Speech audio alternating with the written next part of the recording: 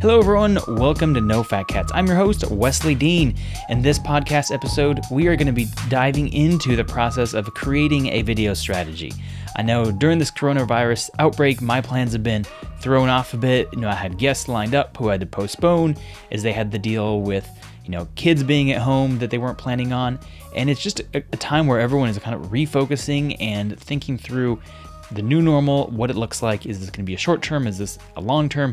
I don't know yet, but the one thing I do know is that right now, while you're at home, while you're trying to do work, while shoots have been canceled, conferences have been delayed, this is the perfect time to sit down and think through a strategy for yourself in terms of whether it's for you, your company, but just take some time and think through strategically those things that you want to do once you get out or those things that you want to be doing now.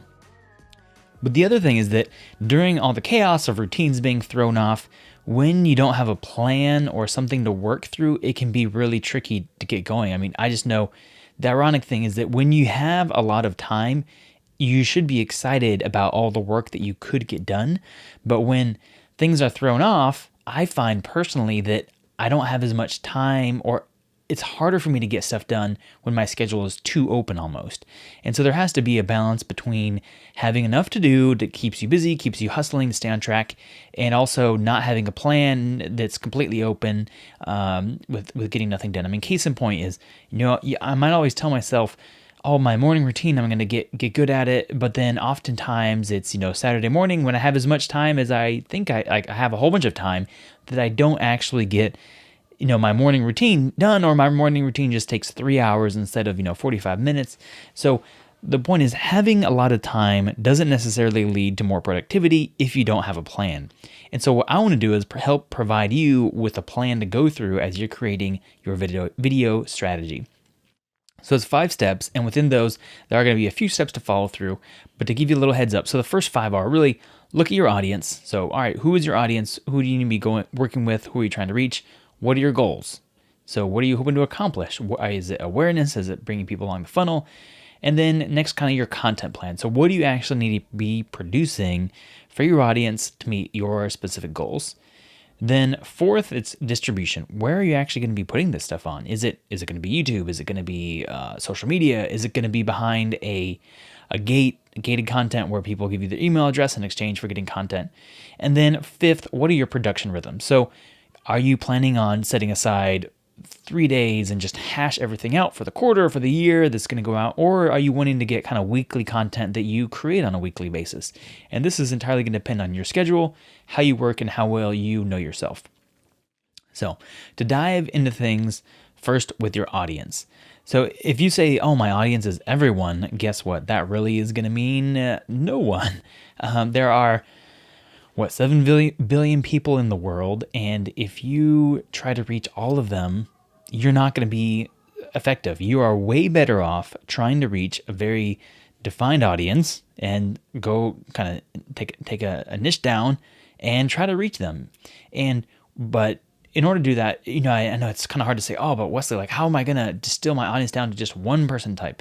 Well, do it most of the time. People, within their business, whoever they're reaching out to, you can kind of distill things down to at least 1, 2, or 3 different types of audiences, depending on what you're hoping to do. Make sure that you can kind of personify or figure out what that looks like. So on my end, I've been doing, video strategy, but I had been wanting to get a little more into coaching, still planning on it. But, so I had my audience down to 2 different people. One was, people who are more kind of in the marketing directors, communication directors who want help with their video strategy. And then the other one is owners, people who are business owners who are wanting to produce a lot more of their own content to produce, who say, I want to be producing stuff that, instead of me writing a book or, writing articles, I want to produce more content that has my name, my face attached to it, that helps establish me as a thought leader. And so being able to identify those 2 audiences was extremely helpful for me in realizing that what an owner wants, or a business owner leader who wants to produce video content that establishes themselves as a thought leader, is different than what your audience, who's your marketing director, your communication director, is going to want. But understanding that those are 2 separate audiences and being okay with that in many ways will help free you up to focus on the individual problems that each one of them has. And so oftentimes we try to assume that we only have one audience. Usually one audience can be a little bit tricky because most people don't really have one audience, but we also don't have an infinite number of different audiences. So at a max, I think everyone I've worked with can either put their audience into 2 to 3 groups max. So if you try to tell yourself that you have more than 3 audience or characters, whether it's, moms or teenage girls or, 45 to 50-year-old, communication directors or business leaders or, 20-something communications directors, like everyone can usually figure out 3 main audiences for things. If you have more than that, then you might run a very large company and you need to segment it but for these purposes, we need to break it down a little bit more. Because yes, there are some huge companies, think mega conglomerates like Nestle or Procter & Gamble that have all these offshoots and brands, but guess what? Each of those little offshoots and brands they have very specific, focus targets. And for your purposes, you need to focus on what you're doing in terms of for your plan and your video strategy, or else it's just going to be too broad. So identify what do you have in terms of your audience. And so just write that down. And then from there, you kind of need to understand like what makes them tick. What problems do they have? And if you need to pause this and write that down, definitely encourage you to. But what problems do they have? What's keeping them up at night? What are they struggling? What do they want to accomplish? What are the problems that they have? How much money do they make? Where do they live? What sites are they on? So if you are looking at demographic and let's say you want to reach people who are in, kids in their teens who are 16, 17, going to college, trying to decide what to do after, school finally lets back out and they are going back to school, they might not be spending a lot of time on LinkedIn right now. If they're 17, they might be spending a lot of their time on Instagram or another platform. But maybe if you are wanting to reach someone who is like a business to business and they're really serious about having, building business relationships, then LinkedIn might be great for them. But understanding those aspects of your audience is extremely helpful. And that's also going to then impact your content plan later on. And so identify as much as you can in that phase. Step 2 then is goals. So within that, it's like, what do you actually want to accomplish? What is the problem with your audience? Is it that you need to build trust? Is it no one has any idea who you are? They're not aware of what you're doing? Or is it people know who you are, but they haven't been able to figure out how you're going to add value to their life? That's very possible too, that people know who you are. They're kind of aware, but they just they've had a hard time signing that contract, or you've sent them proposals and they just haven't bit on to sign up, or, there's a lot of factors that could be coming into play. And so if we look at it from your goals, there's usually about, 3 to 4 different categories of where people are at a sales funnel. So the first one is just awareness. Do people know who you are? And so, if we look at, the dating analogy is sometimes used is, guess what? Someone can never ask someone else out if they don't even know who the person is. If I've never met someone before, I can't be introduced to them. And so the first phase is usually awareness. So the question would be, do people know who you are? Do people know what you offer? Do people know how you can make that you even exist? So I can never go to a bank if I don't know, who they are. So let's use an example that might be interesting, such as, Aflac with a little duck, where everyone know by now, if you see the duck, you might as well say, oh, the duck is Aflac. But then so everyone might understand, oh, awareness, Aflac, the duck, quack, quack. But then people might not actually know, like, what do they actually offer? And so that would be an issue of where, the first step is awareness, so everyone is aware. But the next step is engagement. So have people engaged with them? Do they understand? So that might be, well, hey, I'm aware that there's this duck, but I don't actually know, how are they gonna? What can they actually do for my life? How's this duck? Why do I need this duck in my life? But if people are confused about how you're going to help them, how as you're diving into things, people might feel great about a random duck or a random lizard, but if you don't actually, I'm using insurance examples here because if there's anything that's probably dry in terms of a actual product, it has to be insurance. I have insurance. I like having my insurance. I have life insurance and car insurance. But let's face it. Of all the things that are fun and exciting, the actual insurance probably isn't one of them. And so that's probably why insurance companies have gone to huge steps to make sure that there's awareness. And if you look at it, some of the Geico commercials, they don't actually tell you anything about their product except for that it could save you 15% or more. Like that's all Geico ever communicates, and they try to make it funny and engaging, so that way you will eventually say, yeah, I feel good about this company and go down the road. So a lot of people do spend a lot of money on the awareness phase of things.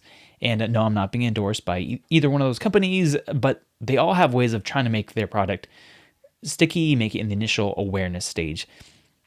Second, then, being engagement. So once people do know who you are, how do you want to dive into things in terms of actually engaging? So, all right, what does it actually look like to learn or to gain more, engage with someone, learn the steps, actually be helpful? So once I know who someone is, I'll often get on, if it's someone I'm interested in, I'll get on their email list and they'll send, video updates where I know who they are, but they're trying to add value to my life now.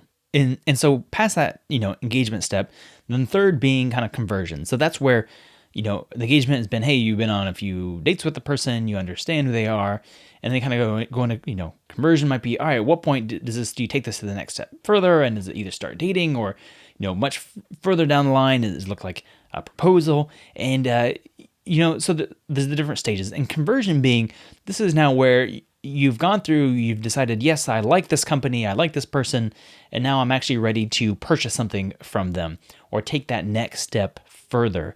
And at that stage, this is where you're trying to create content that, is that final piece that helps sell them on the process, that convinces them, yes, I felt good about this company, this working with this person, and now I really want to take it to the next step further. And this might just be kind of the final explanations, answering any doubts that someone might have in the back of their mind, and helping through that process.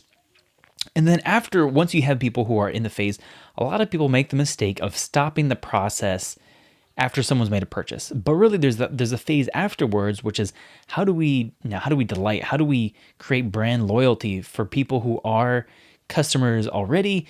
Because honestly, a little bit of work on the back end can really turn a customer into a lifelong customer or donor. If you just show them that extra step of, yes, you bought from me, but yes, well, I'm going to encourage you. And this looks like personalized video emails, or where you actually embed a video in an email that goes out to a customer and says, hey, just imagine what it would look like if you bought something and you got a personalized video from the CEO of a company saying, I want to thank you, saying your name, for signing up for this product. I'm just so excited about it.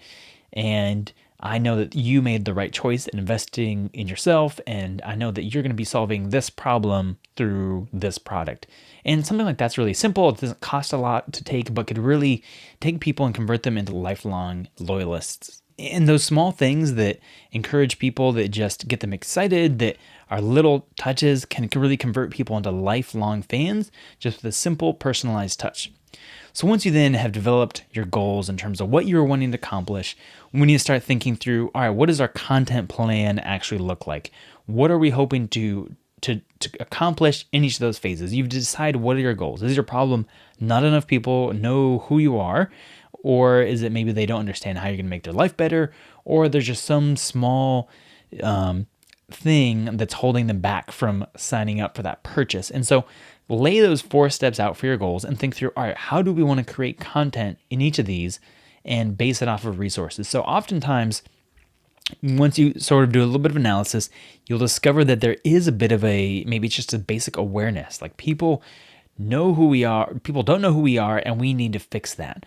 Or in many cases, it could be, well, people know who this person is, but I don't understand how they're actually going to make my life better. And we need to increase engagement in that phase. And so, for me personally, I know a number of people who've known that I do video work, but they haven't actually known how I can engage them in the strategy space. And so that's where one of my personal goals is make more content that people can help them engage and lead to a final conversion, as opposed to just, yes, they know me as the guy who produced videos. Now we need to transition to help them see how I can do more strategy, more coaching work. And so for me, my goal isn't necessarily producing as much high polished, flashy content, but actually producing stuff that's useful, that helps get them thinking about their strategy. So, for example, this video I'm recording just in my room. It's not my office space at home during the coronavirus, and it's not super flashy. I'm not doing a whole bunch of text animations and cool epic shots. No, it's just me here in the studio producing something that brings value and helps you think through what that looks like. So once you establish your kind of that content plan, and just think through some steps. If you need a few, helpful guides, Ben Amos from the Engage Video Marketing, he has a lot of helpful resources as well. I'll put that in the link. But you can actually go through and think through different ideas for content, what that looks like. So awareness might be just general promotional videos. So creating videos they're interesting, they're sticky, they have an emotional component. I mean, I can't tell you how many times I've heard that we buy based off of emotion and then justify it with facts. And if you want people to get in touch with you, like, there has to be some sort of emotional connection, whether it's, hey, I know this person, they were a referral, or wow, I saw this video and it just made me feel great, or I built a sense of trust after seeing this person talk for, over the course of a series of videos, or hearing their voice through a podcast.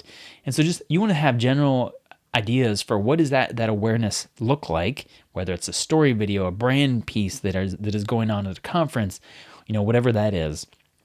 Then for engagement, that's more the practical stuff, where this isn't just people sitting back and watching, but you're actually inviting people in to do something, to take the next step, and to learn from you, to grow. And this could be free resources where they go online, they click on something, they realize, wow, this person added value to my life with this free video series on how to accomplish X.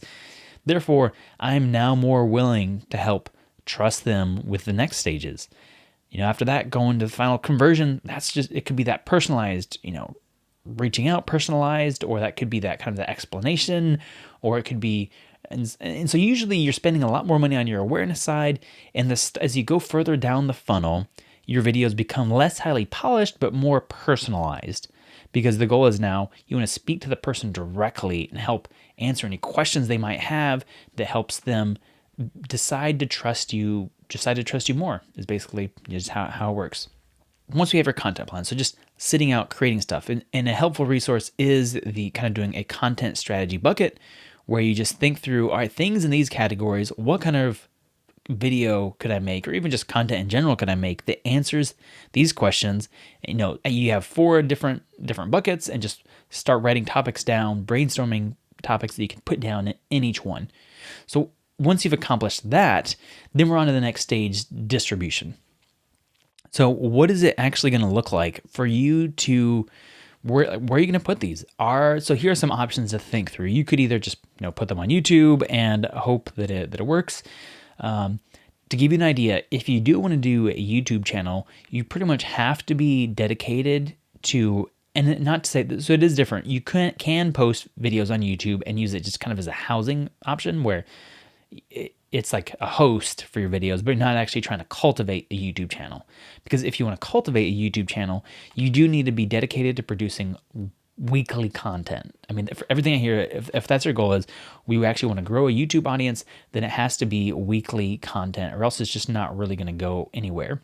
From there, you might also say, I want to be posting on, maybe it's Instagram or social media, Facebook.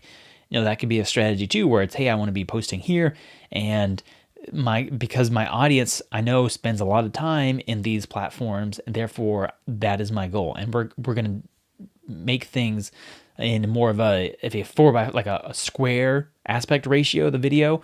And so knowing some of those things too impacts how you're going to then, create the content because it's, it needs to be formatted with captions, like burnt in captions if it's for Instagram, or no, we're just going to upload it to YouTube and let YouTube automatically make the captions for it because it's YouTube. So that's where knowing your distribution strategy is really helpful.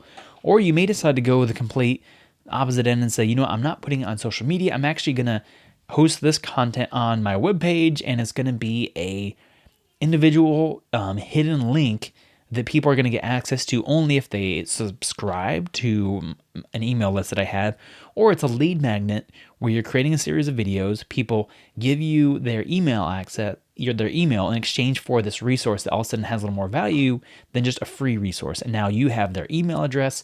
You can follow up with them with nurturing email campaigns, continue to give them more resources that are going to be helpful.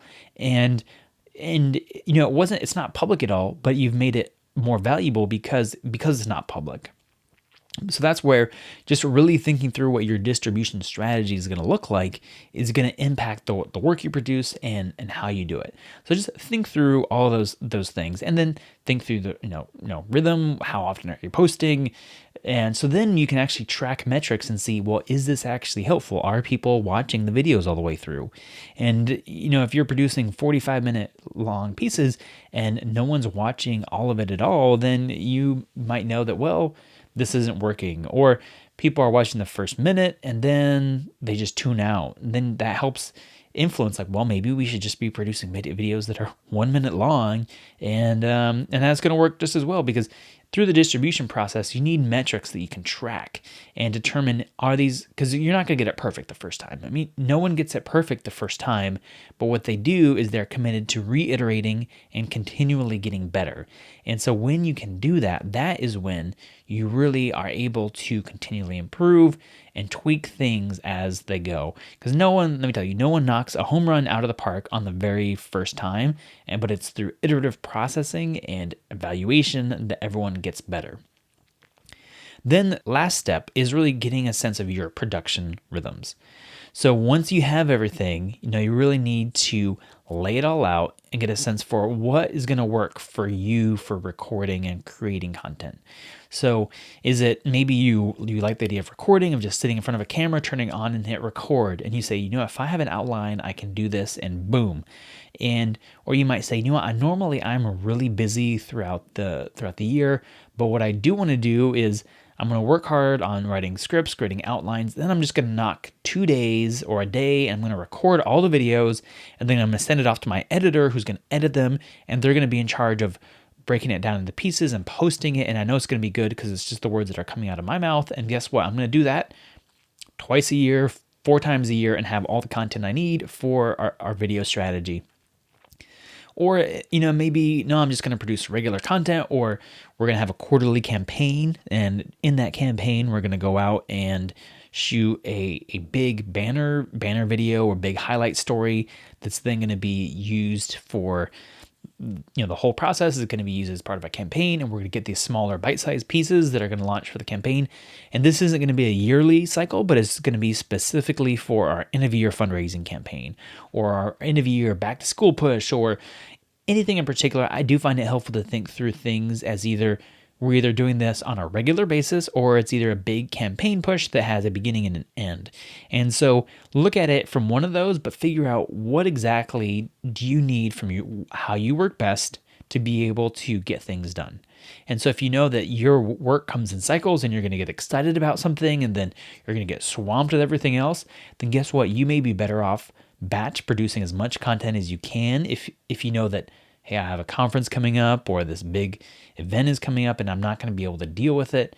So therefore, I want to make sure that I can get everything done so that when this big wave of work comes, I don't have to worry about dropping the ball because I did all the work beforehand, leading up into things. And so, or you may just decide, no, my work is predictable. I don't have to worry about the ups and downs because I know that I'm going to be able to keep knocking stuff out no matter what. And if that's the case, then, just get into a regular rhythm of saying, maybe it's getting several weeks ahead. And then when something big comes up, you are several weeks ahead. So you might fall down, but you can get back up again. So more than importantly, decide what production rhythm is going to work for you and stick to it. Establish a plan. So, all right, I record, I give this to so-and-so who then edits it and then posts it. I do this, and then someone else does the writing portion, and we just create a transcript of what we did. I send it to this writer who writes the blog post, who writes the corresponding video description. But understand what that process is like, and understand you probably aren't going to be able to do everything, but the more you can get a process and delegate your work rhythm, the better it's going to be. So I hope that was helpful. Like I said, you can do that right now. Just work through those steps, turn off your phone, turn off the notifications on your computer, just to get a pen and paper and sit down, kind of knock out those things, the audience goals, your audience, who are your goals, what kind of content is going to help solve those goals. Then where do you want to post it once you have in terms of distribution, like what channels, and what is your rhythm going to look like? And you're going to learn along the way. Your first plan isn't going to be perfect, but just getting that down on paper is going to be a helpful start to creating a plan. And then too, once you can go back to the world opens back up again, we can go into rhythms, we can create stuff that's helpful. At that point, you're going to have a much better plan of where you're going, and you can just sit down and start cranking content out. So hope you found that helpful, and I know that being able to walk through that for me has just been extremely helpful. Even as someone who does video work, being able to have a plan is helpful. So for now, keep planning on, keep washing your hands, and I know we're going to get through this coronavirus season. And if you had any questions, please feel free to shoot me an email. So wesley@innermotionmedia.com is my email. I would love to answer any questions you might have about the 5-step plan and how you can create a video strategy for yourself. And join in next week. We're going to have an interview with Mary Doherty on the process she uses, how she, as a photographer, she has gone from just being a photographer, but leveraging, content, email list, videos to actually become more of a photography coach who hosts workshops and what that looks like. So that'll be a fun episode. Until next week, have a great one.